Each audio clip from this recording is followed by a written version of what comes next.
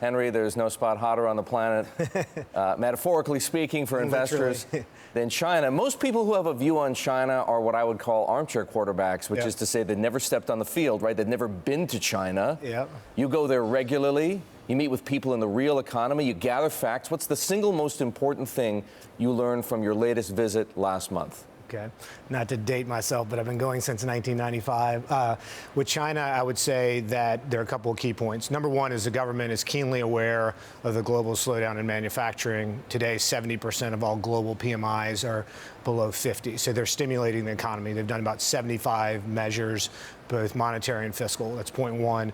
Point two is relative to, I think last time we talked about it, it's very clear that multinationals are pursuing alternative supply chains. So that's not up for debate. They're going to Thailand, they're going to Korea. I think Mexico, ironically, given the trade tiffs with the U.S. right now, has actually been the number one beneficiary of supply chains moving out of China, in addition to Vietnam.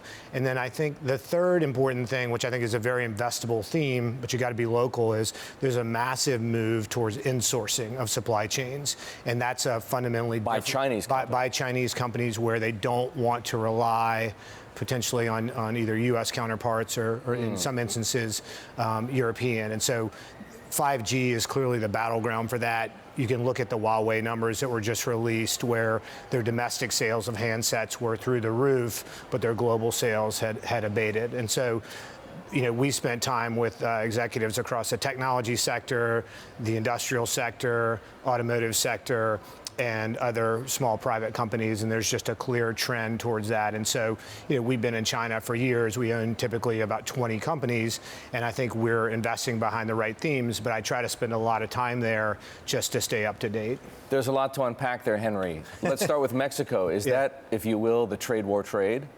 I think Mexico is actually a clear beneficiary. I think how do you trade it? Well, I think currency? No, I think you're going to see actually Mexico will be a beneficiary in terms of actual exports. They'll take share from other parts of the globe. And what you're seeing just generally, and I think this is an important point for investors, is really if you think about an Asia, kind of more pan-Asia economy, and then maybe an America's economy. You know, when you look around right now, China actually only has 18% of its economy today in exports. I think people, you know, 10 years ago it was 36. Today it's 18. The U.S. is actually just 12. So they're really large domestic economies. And what I think you're seeing across both of those economies is strong consumption on a secular basis, but you're seeing them change their supply chains. And I think that has really long-term implications for investors. And I think the battleground will be 5G. This week, in fact, marked an escalation in the trade war. China, if you will, turned it into a currency war. Right. Was that a clever thing to do or a stupid thing to do? I think it's a reality, and so let's talk about it. The U.S. is now going to implement round 4, which is the final $300 billion of tariffs. A lot of that is consumer-related. China, given the trade deficit, doesn't have the ability to actually implement tariffs, so the vehicle that they have is the currency.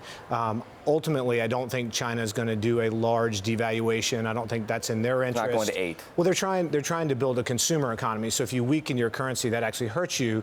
But I think they are sending a shot across the bow that they have other tools to match what President Trump is doing on the tariff front. Well, speaking of other tools, let's talk about them. You know, if this situation keeps escalating, right, what happens next?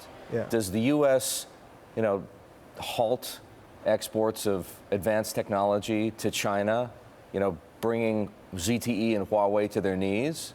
Or does China retaliate or perhaps take the initiative by cutting off exports of rare earths, right, hobbling the U.S. industrial economy and the military?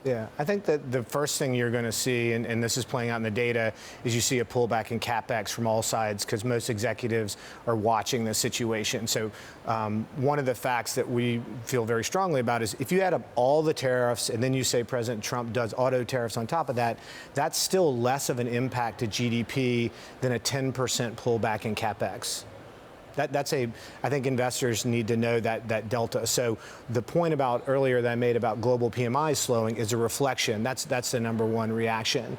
I think we've talked before about trade, we're opening up the market, but then we talked about rule of law and national security. The skirmish is really around rule of law right now. And what you've seen in the U.S. is there are far more Chinese foreigners in high-tech areas coming into the U.S. There's less capital coming into the U.S.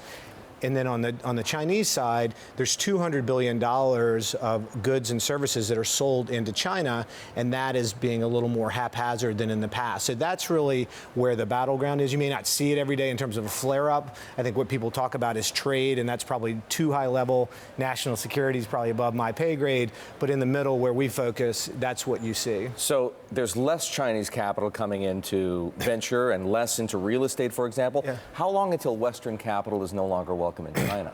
I think that the Chinese, this is not, I think when people say it's a Cold War, it's not like it was with the U.S. and Russia. I mean, ultimately, China and the U.S. are aligned at the hip economically. So I think the idea that China's massive consumption population wouldn't want U.S. goods is unfounded. But that's not going to happen. I think what you need to do is align where the government and the private sector need that expertise. And so I think you're actually going to see a bifurcation where some companies actually double down on capex because they have an advantage and they can really partner with the Chinese economy to do well.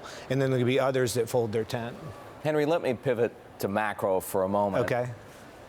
The 30-year yield is at or near a record low. Yeah. Could be. I haven't checked it in the last 30 seconds. Right. Is that a cause for alarm? I think there are a couple of forces at work. One is I do think that when we look back on this period, we'll say that we were in a global manufacturing recession. If you look at the data out of Germany, the tightness of credit in India, and some of the things we saw on the ground in China, that is for sure. But you and I have talked for years now, and the point I keep emphasizing is focus on the German Bund, right? That is minus 60 basis points. The U.S. Treasury for the last 30 plus years has never traded more than 250 basis points above that. Europe clearly has a disinflation or a deflationary wave to it, and the ECB is in gear. So do I find it alarming? Yes, but I also think there's demographics, I think there's global QE, and I think there's technological change that is creating lack of inflation. PIMCO is making the case that U.S. Treasury yields, nominal U.S. Treasury yields, could go below zero. Yeah. Do you share that view? I don't share that view. I think that you would have to believe that we're having a very strong decline in nominal GDP or recession. I think we've said at KKR that we thought the second half of 19 and early 20 would be a very slow period, more akin to 2001 in a downside scenario or 2016 in an upside scenario. That doesn't get us to a nominal GDP where, well, let's say that 10-year yields and nominal GDP are aligned. That doesn't make sense. So I'm not in the negative rates camp for the U.S. 10-year. We believe that the Fed is going to continue to ease. You've only had 4 other times in history where the Fed funds is above the 2-year, and every time the Fed has cut. So we're clearly in that camp. I don't see the long end going negative.